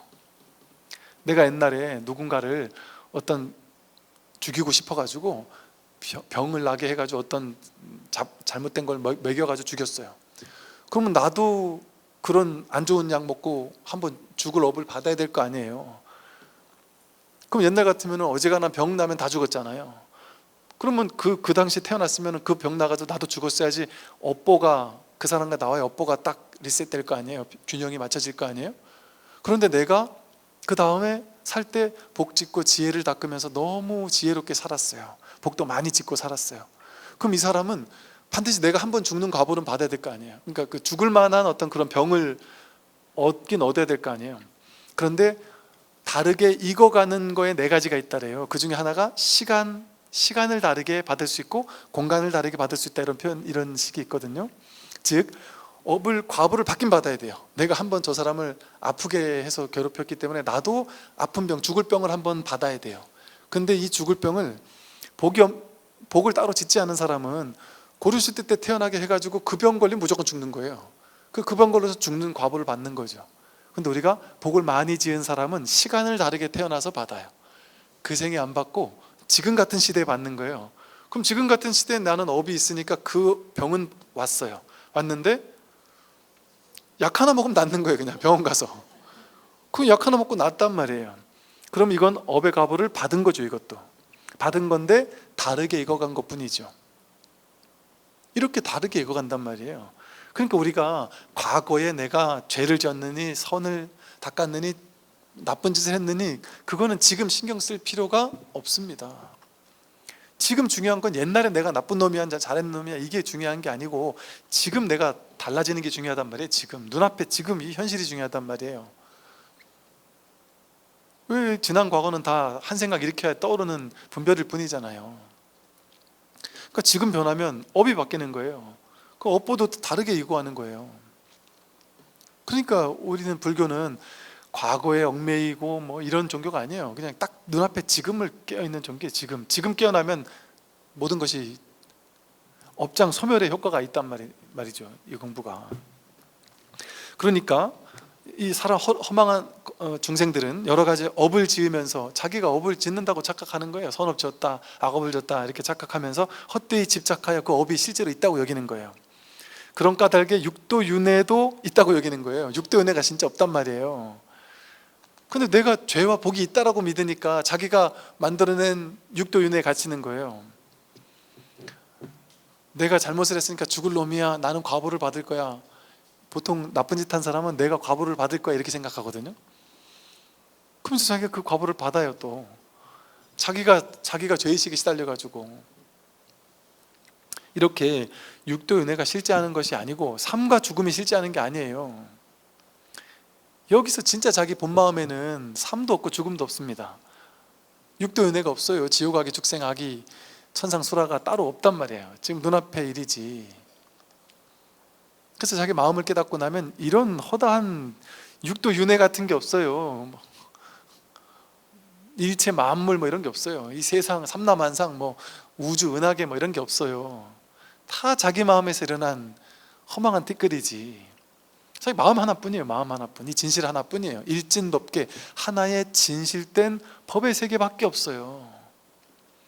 일불승 오로지 한 부처님밖에 없어요. 세상에는 부처 아닌 게 아무것도 없다니까요.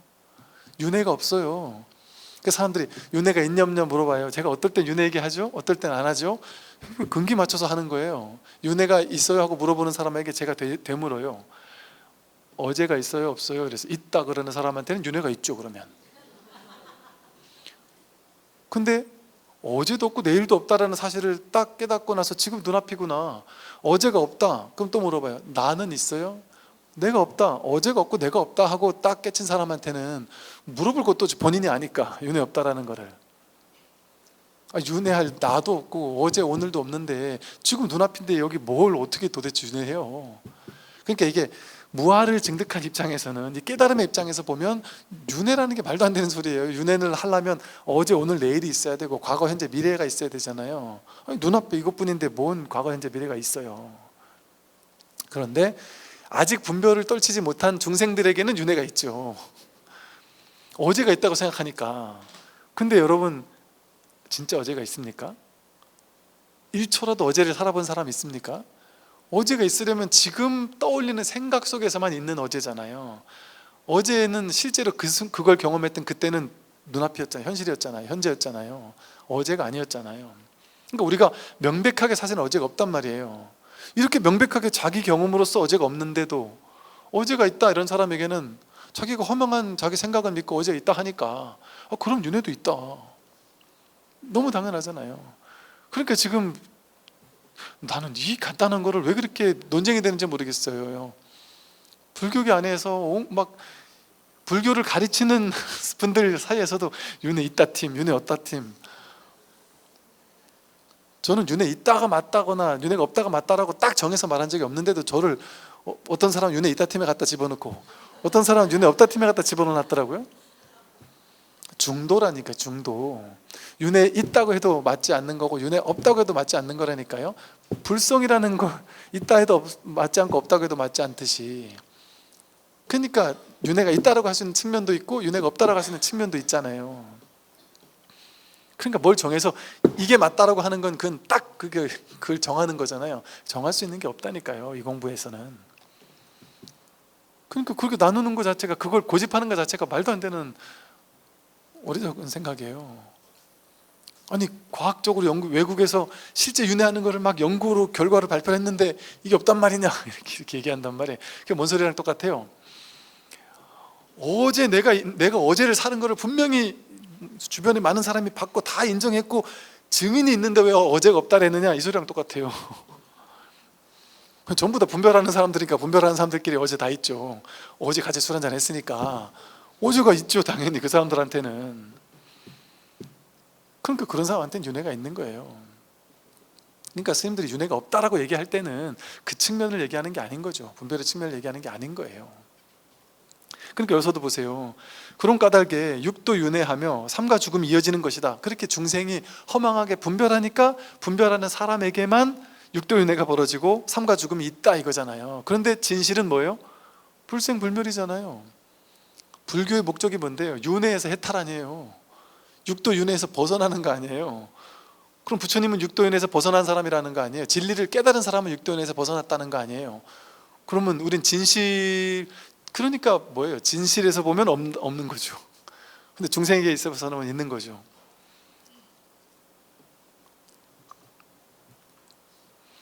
비유하면 사람이 어둠 속에서 나무 등걸을 보고 귀신으로 여기고 새끼줄을 보고 뱀으로 여겨서 두려워하는 것과 같다. 어둠 속에서 나무 등걸을 보고 야 귀신이 하고 막 도망칠 수 있잖아요. 무서워할 수 있잖아요. 또 새끼줄을 보고 뱀이라고 두려워할 수 있잖아요. 근데 그게 실제 귀신이 아니고 실제 뱀이 아닌데 그걸 내가 그렇게 분별한 거 아니에요. 내가 그렇게 믿은 거 아니에요. 야 저기 가면 밤에 귀신이 나타나 하고 내가 믿은 거잖아요. 자기가 믿으면 자기가 그렇게 강렬하게 믿잖아요. 그러면 자기가 강렬하게 믿으면 이 자기의 믿음이 현실의 환상을 만들어내요. 창조해내요. 그래서 야 저기 가면 귀신이 나타나는 집이 있어. 이거를 너무 심각하게 믿잖아요. 그럼 그 심각하게 믿는 사람은 거기 가서 실제 귀신을 봐요. 자기 마음이 만들어낸 허상의 귀신이란 말이에요. 그래서 여러분 이제 이런 거 있잖아요. 이제 이런 말이 있어요. 이제 여러분 귀신이 있을까요, 없을까요? 귀신은 실체할까 안 할까요? 영가가 실체할까 안 할까요? 정말 뭐 이런 거 있잖아요. 제가 그런 거 없다 이렇게 막 얘기를 전에 했었단 말이죠. 그랬더니 이게 사람들이 그래. 야 스님이 아직 그때는 스님이 아직 젊어가지고 이제는 이런 말을 못 하겠대요. 젊어가지고 말을 못 하겠는데 젊어서 아직은 세상을 몰라 그런다. 실제 내가 귀신을 봤는데 뭔 소리 하는 거냐? 이렇게 실제 생생한 증거가 있는데 귀신이 없다는 게 말이 되냐? 지금 말도 안 되는 소리 하고 있다. 정말 세상을 모르는 사람이다. 이렇게 얘기를 하더란 말이죠. 그리고 과학적으로 증명한 게 있고 뭐 어쩌고 저쩌고 막 갖다 들이민단 말이에요. 여러분, 귀신이 있냐 없냐가 중요한 게 아니고, 귀신이 있다고 여기는 자기가 있습니까? 아니, 나도 없다니까요. 나도 없는데 어떻게 귀신이 있어요? 귀신 알아보는 내가 있어야 귀신이 있지. 내가 없다고 얘기하는데 귀신이 없다고 하는 게 뭐 그렇게 대단한 대수예요? 대단한 말이에요? 근데 그 사람은 귀신이 없는 게 말이 돼요 하고 길을 쓰는데, 귀신만 없는 게 아니라 당신도 없어요.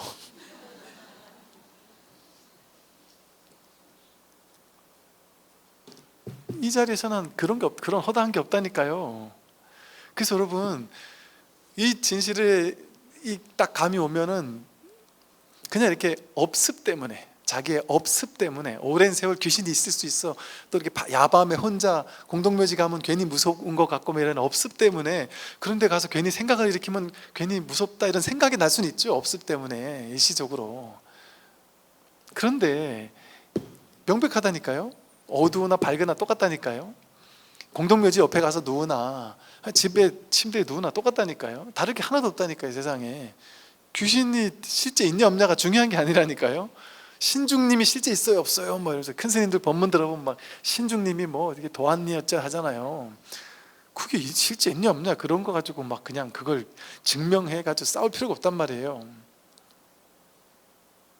있다고도 할 수 없고 없다고도 할 수 없어요. 내 마음에서 신중님에 대해서 딱 믿고 이래 되면은 그 신중님 있는 거예요. 왜? 뭐가 신중이에요?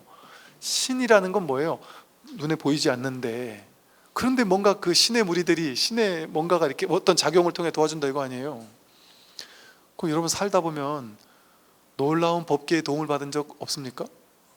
내가 죽어야, 분명히 이 정도 교통사고 나면 죽어야 되는데 차가 가자가 됐는데 나만 거기서 멀쩡하게 살아남는 경우도 있다니까요. 뭐 총알이와 박혔어도 희한하게 나를 살릴 만큼 중요한 데는 비껴 지나가가지고 사는 경우도 있고요. 칼을 맞아도 그렇고. 내가 정말 죽어야 될 상황인데 안 죽는 사람이 있잖아요. 있다니까요. 그리고 이게 자기만 아는, 이거 말하면 사람들이 저도 이상하다는 얘기 할까봐 말을 못하겠는 신묘한 체험들 한 경우 있을 거야 아마. 좀 신비한 체험 같은 거. 저도 괜히 이거 사이비 뭐 이런 소리 들을까봐 말 못할 이야기들이 가끔씩 있단 말이에요. 근데 그런 얘기를 굳이 하면 막 괜히 스님 입으로 그런 말 하면 그런 게 뭔가 있나 보다 이렇게 오해할까봐 그런 얘기를 굳이 안 하는 거지. 살다 보면 그렇게 와 이건 진짜 말 그대로 신중님이 도왔다고 해석하든, 인연의 연기작용이 도왔다고 해석하든, 내가 아직 인연의 때가 죽을 때가 안 됐으니까 이렇게 살렸나 보다 하든, 알 수 없단 말이에요. 누군지 뭔지는 알 수 없단 말이에요. 뭔지는 알 수 없는데 나를 돕는 무언가가 없습니까? 그 은근히 있는 것 같을 때가 있잖아요. 은근히 살다 보면 그럴 때 있다니까요. 그걸 뭐라고 말할 수 없어요. 근데 그 말할 수 없으니까 그냥 불교에서는 신중 이렇게 뭉뚱그려 말한 거야. 신은 신인데 한 명 두 명 신이 아니고 신의 무리란 말이에요. 그냥 온갖 게 다 신이란 말이에요. 그 말은 뭐예요? 온 우주법계 전체가 신중이라는 소리거든요. 왜?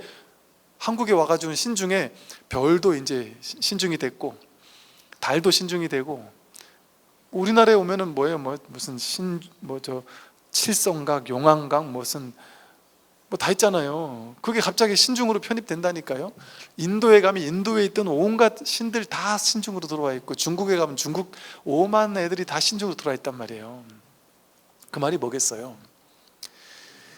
이 세상 전체가, 일체 모든 존재가 전부 다 신비로운, 신묘한 신성이랄까요? 어떤 이 불성을 지닌 그런 존재라니까요. 모두가 신중이라니까요. 온 우주법계 전체가. 그러니까 내가 살 인연이 되면요, 저 사람은 나한테 잘해줄 이유가 하나도 없는데 저 사람이 나를 살리는 일이 있거든요. 나중에 그 사람이 얘기를 하는 거예요. 야, 그때 그거 나다? 근데 너 나 그렇게 좋아하지도 않았잖아. 그때 왜 그렇게 나를 그렇게 도와줬대? 그러니까 야, 이것도 참 난 지나고 나니까 이게 인연인가 싶은 게 신기하다. 근데 평소 같은 그럴 마음이 전혀 없었다는 거죠. 근데 그날 본인이 너무 좋은 일이 많아가지고 너무 기분이 업돼가지고 막 마음이 열린 상태에서 그런 걸 딱 봤대요. 그래가지고 그냥 도와줬다는 거죠. 그게 네 복인 것 같아. 내가 도운 게 아니라 내가 그렇게 열릴 때 하필 그 너의 그 힘든 거를 봐가지고 도왔다.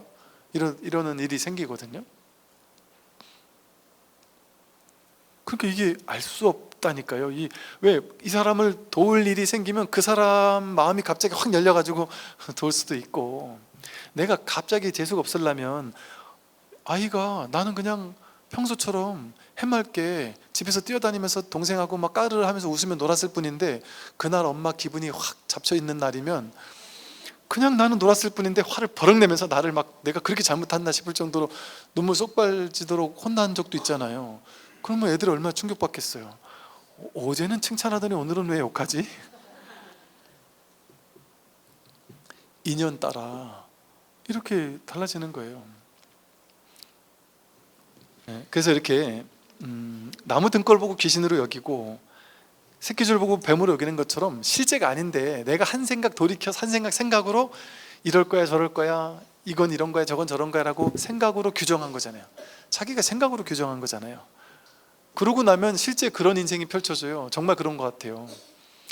여러분 인생은 지금까지 잘 살았어요? 못 살았어요? 잘 산 것도 아니고 못 산 것도 아닙니다. 나는 잘 살았어, 그거 자기 분별이에요. 나는 못 살았어, 그것도 자기 분별이에요. 근데 나는 잘 살았어를 믿거나 나는 내 인생은 망쳤어, 이걸 믿으면 자기 인생은 정말 그렇다고 여기면서 그런 인생이 펼쳐져요. 그러니까 죽을 때까지 이번 생은 망했다고 생각하면서 그러고 사는 사람들 있잖아요. 그 자기 생각이 만든 거잖아요. 그게 모두가 그렇다니까요. 이게 등거를 보고 귀신이라고 느끼고 새끼줄을 보고 뱀이라고 느끼는 것처럼 허망한 실제가 아닌 걸 실제라고 착각하는 거예요. 전부 다 자기 생각 전부 다. 진실은 나는 좋은 사람도 아니고 나쁜 사람도 아니고요, 잘난 것도 아니고 못난 것도 아니고요, 세상 사람은 잘난 사람 못난 사람이 정해져 있는 게 아니에요. 복이 많은 사람 죄가 많은 사람, 이게 정해진 게 아니에요. 그냥 있는 이대로예요. 그냥 세상은 그냥 있는 이대로의 대평등한, 그냥 인연 따라 밤이 있고 낮이 있듯이, 들숨과 날숨이 있듯이, 장미꽃도 있지만 풀꽃들도 있듯이, 사자가 있지만 고양이도 있듯이 다른 거예요. 서로 다른 것들이 순환하는 거예요. 내 인생도 밤낮이 있듯이 잘 나갈 때가 있고 좀 힘들 때가 있고, 그거 아무 문제가 없다니까요. 들숨이 없고 날숨만 있으면 사람 죽어요. 비가 안 오면 죽어요. 그것처럼 우리 인생에도 이 균형의 법칙이 없으면 성공과 실패 같이 보이는, 좋고 나쁜 것처럼 보이는 그런 일들이 교차하지 않으면 그건 생명이 아니에요. 항상 승승장구하는 일만 있고 항상 좋은 일만 있으면 그건 좋은 거 아니에요. 명백하죠. 왜냐하면 태어나면서부터 50평 아파트에 지금까지 계속 살았다. 그럼 50평 아파트에 사는 게 좋겠어요? 좋다는 생각이 없어요. 그냥 당연한 거지. 그러다가 30평 아파트로 가면 이렇게 좁은 데 사냐고 그러겠죠.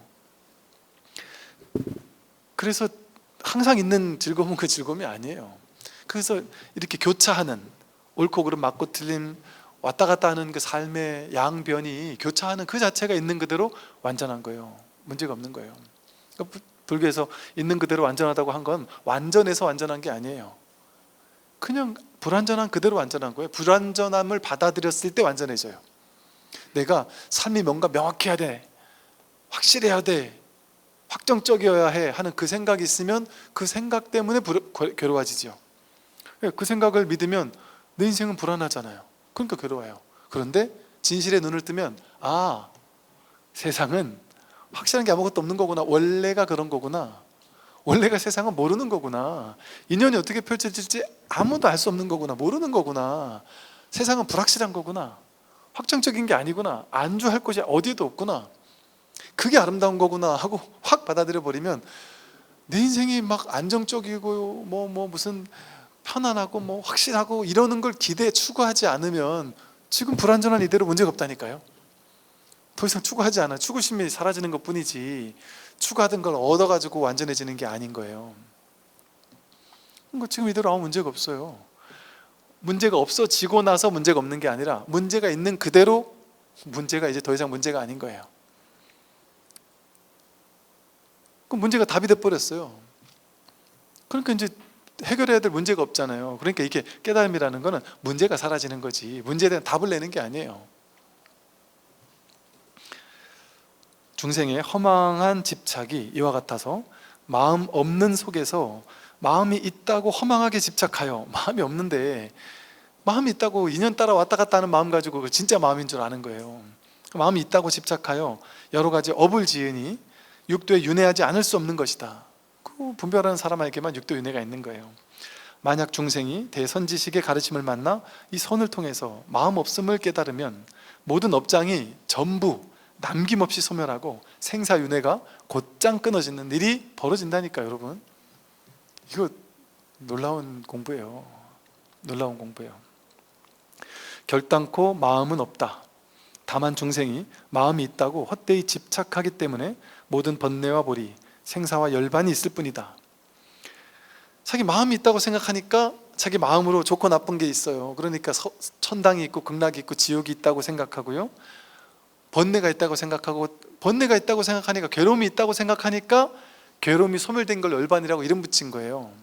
그러니까 열반은 따로 없어요. 그냥 괴로움이 없으면 열반도 없는 거예요. 왜냐하면 괴로움이 있는 사람에게 괴로움이 소멸된 상태를 열반이라고 이름 붙이셨잖아요. 그 열반은 따로 없어요. 괴로움이 없으면 그냥 열반도 없는 거예요. 그러니까 열반이 어떻게 따로 있을 수가 있어요? 묶인 사람에게만 묶이는 것에서 벗어나는 해탈이 있는 거지, 묶이지 않은 사람에게 무슨 해탈이 있어요? 묶이지 않은 사람은 해탈이 없어요. 그러니까 우리가 묶인 것에서 풀려나는 것이 아니고 내가 묶였다라고 착각하다가 본래 안 묶었구나, 아무도 나를 안 묶었구나, 내 혼자 생각 가지고 나를 묶었구나, 거기서 풀려나니까, 자기 생각으로 자기가 묶은 걸 풀려나니까 본래 묶은 게 없네, 그게 해탈이에요. 묶인 것에서 풀려나는 걸 해탈이라고 부르거든요. 그게 해탈이에요. 그러니까 자기로부터의 해탈이에요. 그러니까 그렇게 되면 번뇌 보리가 없어요. 번뇌가 따로 없고 보리, 깨달음이 따로 없어요. 생사와 열반이 따로 없어요. 그런 게 모두 있다고 생각하는 허망한 망상 속에 생사윤회가 있지, 해탈과 깨달음이 있지. 그게 본래 없는 줄 안다면 생사도 없고 열반도 없어요. 생사가 있어야 생겨나고 죽는, 그게 있어야 거기서 벗어나는 열반이 있잖아요. 생사가 없다는 걸 깨달으면 열반도 없어요. 그러니까 여긴 깨달음도 없다 하는 말이 그거예요. 부처도 없고 도도 없고 열반도 없다 이런단 말이에요. 불교에서는 마음도 없다 이런단 말이에요. 한 물건도 붙일 수 없다 이런단 말이에요. 만약 마음 없음을 깨닫는다면 번뇌와 보리, 생사와 열반도 없다.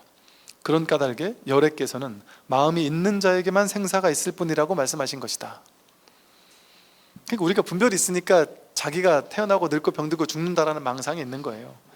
보리와 열반을 얻을 수 없다면 과거의 모든 부처님들이 전부 보리를 얻은 것은 어떻게 말할 수 있습니까? 아니, 과거의 모든 부처님들이 열반 얻었다면서요, 보리라는 깨달음을 얻었다면서요, 경전에 그렇게 분명히 나오는데요, 이러면서 제가 하는 수많은 설법에 사람들이 이제 반박하고 싶을 때 딱 들이미는 게 뭐를 들이미겠어요? 경전을 들이민다니까요. 그러면서 하는 말이 뭐냐, 스님 진짜 오만함이 극에 달하셨군요. 지가 뭐가 잘났다고 말이지, 스님은 스님답게 행동해야지 말이지, 부처님을 무시하냐? 부처님이 이렇게 말했는데 왜 부처님이 말한 걸 거꾸로 얘기하냐? 부처님이 말한 것도 아니라고 그러냐? 이렇게 얘기한단 말이에요. 여러분, 제가 부처님이 하는 말 다 틀렸다 낸다는 거라니까요. 맞다니까요. 그 말 틀린 말 아니에요. 왜 그럴까요? 부처님이 방편으로 한 말이란 말이에요. 방편으로 한 거를 부처님도 당신이 깬단 말이에요. 가장 쉽게 말 이런 거예요. 불교 경전에서 반야 심경, 금강경에서 금강 반야 바라밀다 심경, 반야 바라밀다 심경이잖아. 바라밀이 뭐예요? 이 언덕, 깨닫지 못한 중생들이 살고 있는 이 언덕에서 저 언덕으로 건너가는 걸 바라밀이라고 해요. 그러니까 불교 경전에 이 중생의 언덕에서 저 언덕으로 건너가야 된다고 설명을 했단 말이에요. 그러니까 어떻게 건너가느냐? 바라밀 행으로 건너간다 그랬단 말이에요. 그럼 육바라밀, 보시, 지계, 인욕, 선정정진, 반야 뭐 이런 식의 일통이 이 배를 타고 건너간다 했단 말이에요. 경전에서 그랬단 말이에요. 경전에서, 그죠? 근데 선사 스님들은 뭐라 그래요? 여기서 저기로 가는 게, 여기와 저기가 따로 돌이 있는 게 아니다, 불이법을 설한단 말이에요. 여기서 저기로 가려고 하면 둘로 나누는 거다, 더 자꾸 둘로 나누는 걸 강화시키는 거라서 결국 닿을 수가 없다. 여기가 본래 부처라는 걸 깨닫는 거지. 그러니까 선사 스님들은 뭐라 했냐면, 여기가 본래 극락이라는 걸 깨닫는 거지. 여기가 서울에 있는 사람이 서울을 찾는 거지. 산 정상에 있는 사람이 어떻게 산 정상으로 가요? 하고 묻는 것과 똑같다. 이런 식의 표현을 쓴단 말이에요. 그러면 부처님은 맞은데 선사 스님은 다 틀렸거나, 선사는 다 틀렸는데 둘 중에 하나는 맞고 하나는 틀렸어야 될 거 아니에요, 우리 분별의 구조로 보면.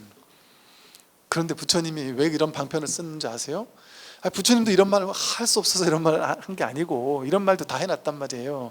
그런데 부처님의 자비 방편이라는 말을 쓰잖아요. 자비 방편으로 중생들이, 그래서 법화경에서 하는 말이 그 말이에요. 중생들한테 네가 곧 부처야 이렇게 얘기하니까 중생들이 도망치더라는 거예요. 무서워하더라는 거예요. 말도 안 되는 소리 하지 말라고, 내가 어떻게 부처냐라면서 안 믿더라는 거예요. 그게 법화경에서 말하는 40년 집 나간 아들이 집에 왔는데, 거지꼴로 집에 왔는데, 그 아버지가 부처거든요. 아버지가 자식을 보고는 거지꼴로 왔길래 찾아가서, 야, 너 내 아들이야, 이거 다 네 거야 이랬더니 그 자식이 도망치더라는 거 아니에요. 그게 뭐 무슨 말이냐면, 여러분이 지금 부처예요, 지금 부처라니까요 이렇게 했더니, 말도 안 되는 소리 하고 있네 하고 도망치는 거랑 똑같아요. 나는 중생인데 내가 무슨 부처냐, 아니 이 집에 이거 좋은 거 이거 다 너 거야 이렇게 얘기하는데, 너가 부처라서 이거 다 네 거야 하는데, 말도 안 되는 소리 하지 마라. 어떻게 이 온 우주법계가 내 거일 수가 있냐, 내가 부처일 수가 있냐, 말도 안 된다 한단 말이에요. 그러니까 부처님이 방편으로 허름한 사람을 하나 시켜가지고 이제 쟤를 가서 끌고 와가지고, 야, 너 내가 월급 줄게, 좀 힘든 일, 똥 치우는 일 시킬 테니까 똥 치우는 일 하면 내가 월급 줄게. 그러니까 이제 막 신나가지고 입이 귀에 걸려가지고 와가지고 신나게 똥을 치운단 말이에요. 그게 무슨 말인지 아세요? 사람한테 너가 부처예요 하고 진실을 얘기했더니 안 믿어요. 어디로 갈 필요가 없다, 수행할 필요 없다 이런 얘기하니까 안 믿는 거예요. 그러니까 알았어 그렇게 힘들면 알았어, 너는 지금 여기 중생이지, 그럼 저 부처로 가야 되잖아. 그러면 부처로 가려면 힘든 일부터 해야 돼, 똥 치우는 일부터 해야 돼. 그 똥 치우는 일이 뭔지 아세요? 여기서 저기로 가도록 만드는 모든 수행법들, 절에 3000배 정도 해. 그러면 이제 이 사람 도인인가 본데? 왜냐면 108배 가지고 못 깨달을 것 같거든, 본인이 봐도. 근데 한 3000배나 10,000배쯤 하라니까 이 정도면 내가 깨달을 가능성이 있겠는데? 왜냐면 자기 분별로 봤을 때는 넌 아직 안 됐는데 이 방법을 쓰면 할 수 있어, 이런 얘기 제일 좋아한단 말이에요. 그러니까 똥 치우라고, 똥 안 치워도 자기가 주인인데 똥 치우라니까 그런 거는 좋다고 하면서 한단 말이에요.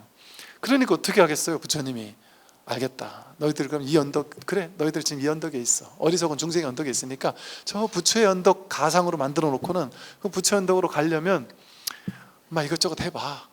성문승, 영각승, 보살승 해가지고 다양한 방편을 설한단 말이에요. 그랬는데 이제 마지막으로 법화경을 설한다 그랬잖아요. 그래서 법화경이 최종의 경전이다라고 말하는 게, 마지막으로 야, 지금까지 성문승, 영각승, 보살승 뭐 여러 가지 방편을 설했는데 사실은 그 모든 게 결국 하나의 일부승 하나를 설하기 위한 거야. 여기서 저기로 갈 필요가 없었던 거야. 여기서 저기로 가는 게 아니라 본래 하나의 부처뿐이다, 이 얘기를 설하는 게 법화경, 화엄경 같이 최상의 경전들이 하는 얘기예요. 그러니까 방편을 쓸어버리고 진리 그 자체를 드러내는 거란 말이죠. 그러니까 이 방편이라는 게 공부를 어지간히 하지 않으면 그냥 언뜻 이래 들으면 그런 질문이 나올 법하기도 하죠. 이게 얼마나 어찌 보면 참 쉽지 않은 이야기겠어요. 그래서 보세요, 왜 그러면 옛날 부처님들은 왜 부처 됐어요? 하고 물었단 말이에요. 그랬더니 다만 세속제가 뭐냐면 진리를 어쩔 수 없이 방편으로 설명하는, 진리를 설명하는 방편. 근데 그 방편은 가짜잖아요. 가짜인데 어쩔 수 없이 야, 여기 알아서 그럼 여기서 저쪽으로 가야 돼 하고 방편으로 설하는 거, 그걸 세속제라 그래요. 진리가 아니라 세속이란 말이에요, 그거는. 근데 세속 가지고, 세속의 도구란 언어라는 세속의 도구를 가지고 제는 진리라는 걸 뜻하거든요. 진리를 설하는 거, 그걸 세속제라 그래요. 그래서 경전은 전부 다 세속제예요. 그래서 세속제의 문자로서 말하는 것일 뿐 진제로서는 진실로 얻을 것이 없다 이러잖아요. 여기 진제가 바로 진짜 진리라는 소리예요. 진제로 말하면 여기서 저기로 가는 게 아니다 이렇게 말해야 돼요. 근데 세속제로 말하면 여기서 저기로 가는 거야, 열심히 가봐 이런단 말이에요. 열심히 똥 치워봐 이런단 말이에요. 그래서 진제에서는 진실로 얻을 게 없어요. 그래서 유마경에서도 보리는 몸으로도 얻을 수 없고 마음으로도 얻을 수 없다고 했잖아요. 보리, 깨달음은 몸으로 얻을 수 없어요. 마음으로도 얻을 수 없고. 이 말은 뭐예요? 몸으로 죽도록 오래 앉아있는다고 해서, 죽도록 절을 한다고 해서 깨닫는 게 아니에요. 몸을 혹사시킨다고 해서 깨닫는 게 아니에요. 또 마음을 막 집중시켜서 마음으로 막 분별을 깨뜨리려고 애쓰고 막 마음으로 막 어디 초점 맞춰서 집중하고 막 이런다고 되는 게 아니란 말이에요. 유마경에서 이런 말을 했단 말이에요.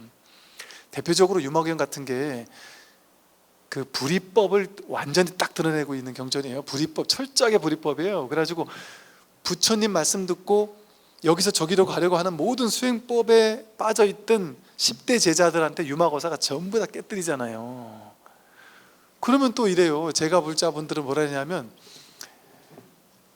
야, 부처님 10대 제자를 어디 제가자가 가르치려고 들고, 부처님 10대 제자가 잘못된 거를 제가자가 거사가 가르친 게 그 거사 말이 맞겠어요? 부처님 10대 제자 한 말, 보살들이 한 말이 맞겠지? 그렇게 생각하겠죠, 그죠? 이게 얼마나 바보 같은 생각이에요. 그걸 깨뜨리려고 유마경이라는 게 나온 거예요. 거사와 스님을 차별합니까 여러분 지금? 제가자와 출가자를 차별하냔 말이에요. 왜? 이 불이법이라는 부처님 진실, 진제에서는 출제가가 없다니까요. 이게 깨달았냐 깨닫지 못했냐 이거를 볼 뿐이지 거기 출제가 상관 안 한다니까요. 심지어 달마혈명에서 뭐라 그랬어요?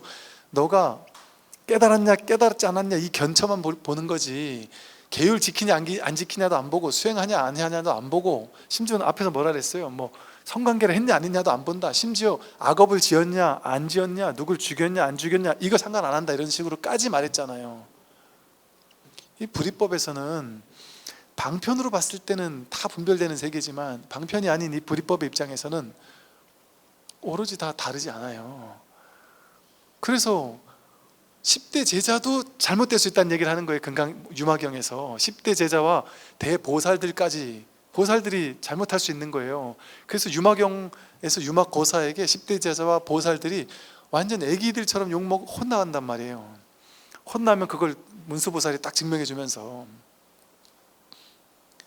그 유마경이 여러분 진짜 경전 공부하는 어떤 그 최종적으로 할 수 있는 공부 그렇게도 볼 수 있어요. 왜냐하면 법화경, 화엄경을 비롯해서 유마경 같은 이런 경전들은 정말 철저하게 불이법에 딱 뿌리내리고 있거든요. 선의 정신이 그대로 이렇게 담겨 있는 그런 경전이란 말이죠.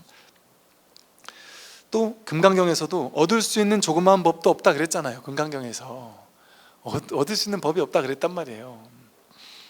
모든 부처님은 다만 얻을 수 없는 것을 얻었어요. 이렇게밖에 표현할 수가 없어요. 마음이 있으면 모든 것이 있고 마음이 없으면 아무것도 없음을 알라. 만약 스님 말씀처럼 마음이 전혀 없다면 나무나 돌 같은 게 아닌가요? 나의 마음 없는 이 마음은 나무나 돌과는 같지 않다. 왜 그런가 하면 비유하면 마치 하늘붓과 같아서 비록 마음은 없으나 저절로 여러 가지 묘한 법을 내어 중생들을 교화하고 또 여의주와 같아서 비록 마음은 없으나 저절로 여러 가지 변화된 모습을 잘 드러낸다. 이처럼 비록 마음은 없으나 모든 법의 실상을 잘 깨닫고 참된 반야를 갖추어 삼신이 자제하게 반응하고 작용함이 거리낌이 없다. 그러니까 나 이것도 설명하려면 빨리 이게 이제 핵심은 그 얘기예요. 야, 그 마음이 없다고 하면은 그러면 이건 뭐 돌 같은 거 아니냐 이렇게 설명하잖아요. 돌 같은 거 아니냐 그냥 가만히 있는 돌하고 뭐가 다르냐 이런단 말이에요. 근데 돌과 다르죠. 여러분 이 돌은 이게 지금 이거를 듣지 못하지만 여러분 아이고 저한테 올린 소리인 줄 알았네요. 우리는 이렇게 살아있잖아요. 돌과 같지 않잖아요. 죽어있지 않잖아요. 이렇게 살아있잖아요. 아까 그 띠리리 하듯이 그렇게 살아있잖아요. 우리가. 그러니까 죽어있는 건 아니란 말이에요. 돌처럼 죽어있는 건 아니란 말이에요. 이렇게 보고 듣고 느끼고 알고 이렇게 살아있으니까 이게 죽은 건 아니라는 소리예요. 그래서 저절로 묘한 법을 낸단 말이에요. 보고 듣고 하는 이게 묘한 거 아니에요? 이게 신묘한 일이 아니에요? 이게 어디서, 여러분 이거 어디서 배웠습니까? 갈고 닦았어요? 학교에서 이거를 해석하고 판단하고 분별하는 방법은 배워야 되지만 이 첫 번째 자리에 이거 배워야 됩니까? 안 배웠는데 본래 있던 거잖아요. 늘 있는 거예요. 이거 끊어지지 않는 거예요. 없어질 수가 없는 거예요. 그러니까 이거는 이렇게 묘한 법을 내서 여러분 지금까지 묘하게 이 마음 하나 써가지고 지금까지 살았잖아요. 또 여의주 같아서 이 마음은 없으나 여의주가 뭐예요? 그 앞에 비추는 모든 걸 그대로 거울처럼 비춘단 말이에요. 여의주나 거울은 이렇게 마음은 없으나 모든 걸 다 비춰요. 비출 줄 알아요. 그런데 이 비추는 마음 거울은 허상을, 내 분별을 가지고 해석해서 보는 건 허상을 비추는 거죠. 그런데 이 마음 거울, 여의주 같은 마음은 실상을 비춘단 말이에요. 법의 실상을 비춘단 말이에요. 있는 그대로를 있는 그대로 비춘단 말이죠. 그러니까 법의 실상을 잘 깨닫게 하고 그걸 보고 반야지혜라고 불러요. 반야를 갖추어서 삼신이 자제하다, 법신, 보신, 화신, 본래 부처다 이 소리예요. 그냥 오직 하나의 부처뿐, 뭘 하더라도 일체 부처뿐이란 말이에요. 그러니까 삼신 자제하게 반응하고 작용함에 거리낌이 없다. 우리가 배고프면 먹을 줄 알고, 배부르면 가 쌀 줄 알고, 졸리면 잘 줄 알고, 이렇게 자제하게 반응하는데 걸림이 없잖아요. 맞아요 이러시잖아요. 이제 마음속에 어떤 수행을 할까요 했더니 다만 마음, 모든 일에서 마음 없음을 깨달으면 될 뿐 다시 다른 수행은 필요 없다 이렇게 얘기한단 말이에요. 다른 수행 필요 없습니다. 네, 오늘 여기까지 말씀드리겠습니다. 말하십시오.